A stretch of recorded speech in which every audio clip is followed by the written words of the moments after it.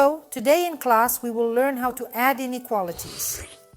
In mathematics, you need to know the rules for adding inequalities.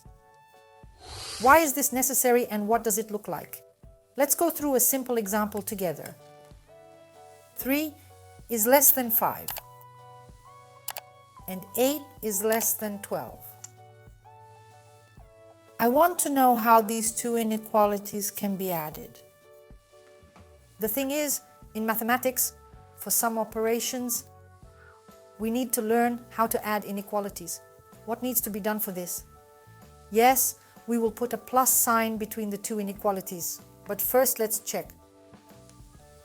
We have the same signs. Yes, the sign is less, and in the second inequality, the sign is also less.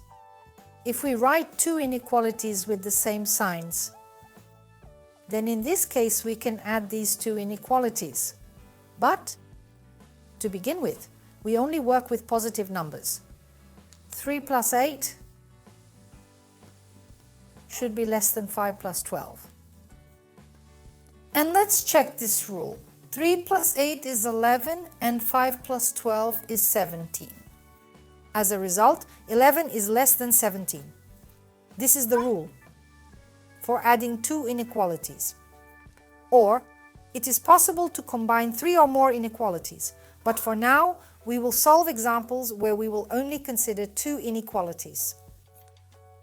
This rule works when the sign is not less than, but greater. Let's take the same example, but instead of writing 3 is less than 5, write 5 is greater than 3. And for the second inequality, instead of 8 is less than 12, write 12 is greater than 8. And let's try to add these two inequalities. The fact is that 5 plus 12 and 3 plus 8. We will find these values, resulting in 5 plus 12, which is 17, and 3 plus 8, which is 11. In this case, the inequality sign remains. Thus, we can write down the rule. If A is greater than B,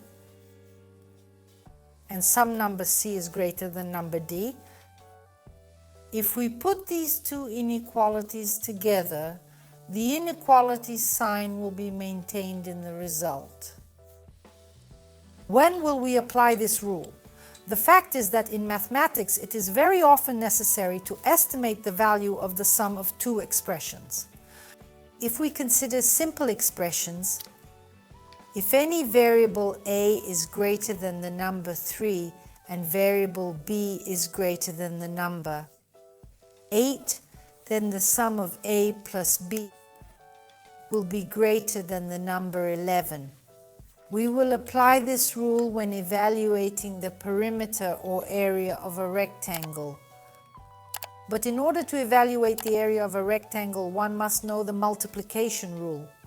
And we will talk about this in our next lesson. That's all for today. Goodbye. See you next time.